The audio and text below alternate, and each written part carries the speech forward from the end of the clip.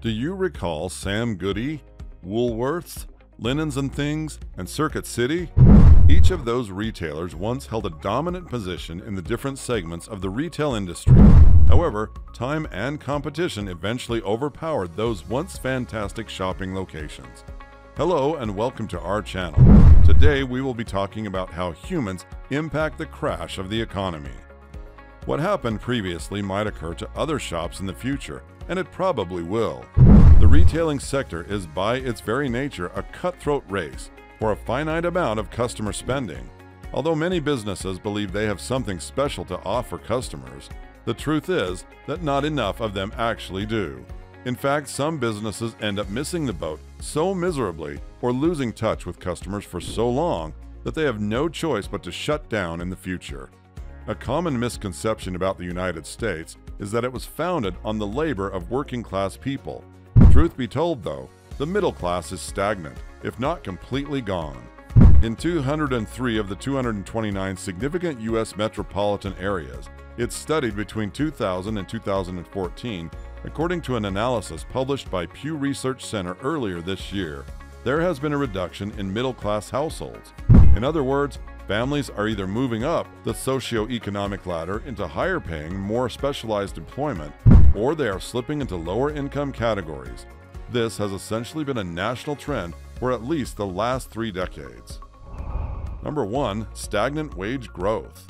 One of the biggest challenges for middle-class families is they've watched their wagons grow on a normal basis, but stay relatively stagnant on an inflation-adjusted basis. Based on data provided by the Bureau of Labor Statistics and interpreted by the Pew Research Center, normal wages for average hourly workers jumped better than 700% between 1964 and 2014 to $20.67 an hour. However, when factoring in the effects of inflation over those 50 years, real wages grew by less than 8%. In the meantime, income growth is being easily outpaced by the expense of going to college or getting medical care.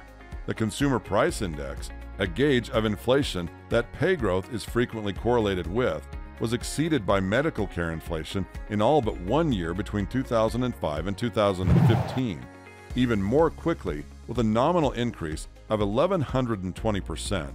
Between 1978 and 2008, college tuition costs have risen. Access to medical treatment might result in a better and longer life, whereas a college degree may be a necessity to finding employment that pays well and offers prospects for promotion.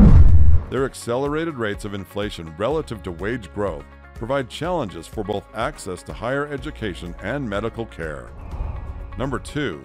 High levels of debt. The fact that middle-class families are becoming overly lenient with their credit usage is another problem. The typical middle-class household's debt burden in 2013 was 122% of yearly household income, according to the Survey of Consumer Finances, a survey that the Federal Reserve commissions every 3 years. Despite being down from a peak of almost 140% in 2010, this is still nearly twice as much debt as American families were carrying in 1989. Middle-class families may have serious concerns about excessive debt levels, since they may have to use money that would otherwise be saved for retirement to pay their debts. Middle-class families might find it difficult to get out of a steep, debt-driven hole without a balanced budget and the resources to keep it. Number 3. Historically low lending rates.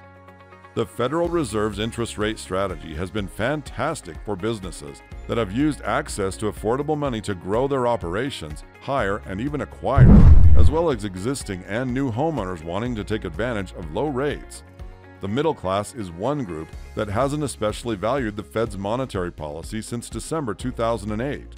Low mortgage rates have helped some middle-class families, but overall, they have had a detrimental impact on America's backbone, with yields on bank CDs, savings accounts, checking accounts, and U.S. Treasury bonds tracking close to all-time lows.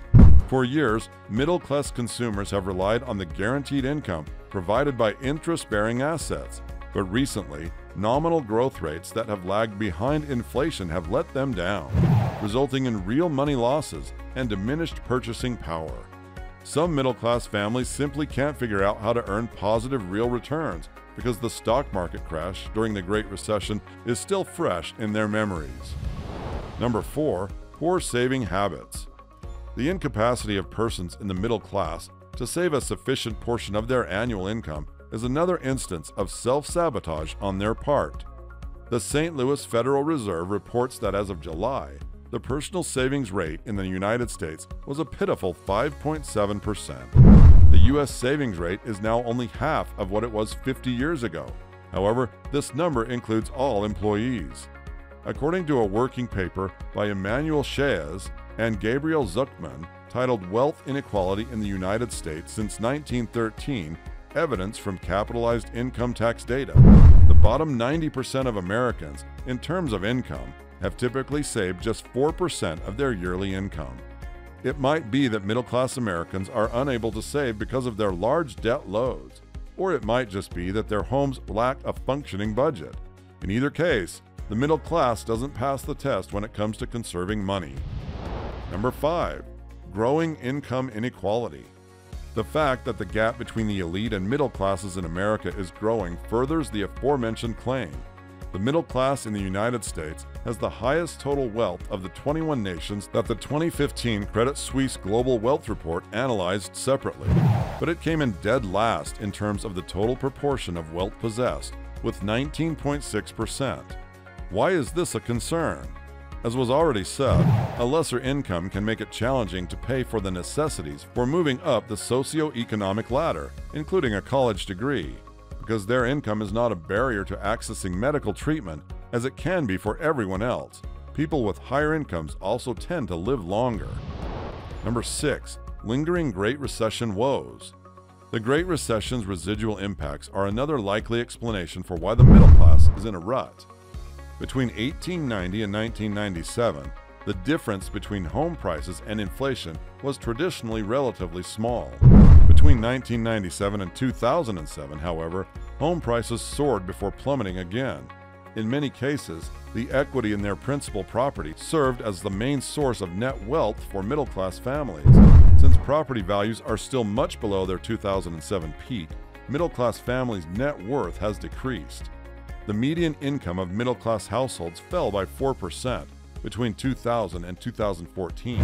However, after accounting for rising debt, stagnating wages, and declining household values, the median wealth of middle-class households in America fell by 28% between 2001 and 2013. Number 7. Growing reliance on part-time work. The likelihood of finding a well-paying job is, at best, sporadic, which is the last problem facing the middle class. More than 6 million people worked part-time jobs for financial reasons in August 2016, according to data from the U.S. Bureau of Labor Statistics. In layman's words, these are those who choose not to work part-time, yet nonetheless put in less than 35 hours per week. They would prefer to work full-time, but are unable to locate a position that meets their requirements and skill set. We would have to go back to 1993 to locate the last time more than 6 million people were part-time for economic reasons, despite the fact that this number has decreased from a peak of more than 9 million during the Great Recession. Finding a well-paying job can be very challenging if businesses continue to need highly skilled workers, but those jobs are either isolated in certain regions of the country or middle-class consumers cannot afford to attend college to acquire the necessary skills due to the rising cost of higher education. If the middle class doesn't become more financially savvy by budgeting, saving more, and making long-term stock market investments, the once solid foundation of the American economy may continue to deteriorate. This gloomy data shows that much effort has to be done to raise the prospects for the middle class. It will be difficult to enhance such chances in the face of widening racial inequalities, uneven economic growth between different regions, and significant shifts in gender roles and family structures, as well as advances in trade and technology that are providing some employment while eliminating others.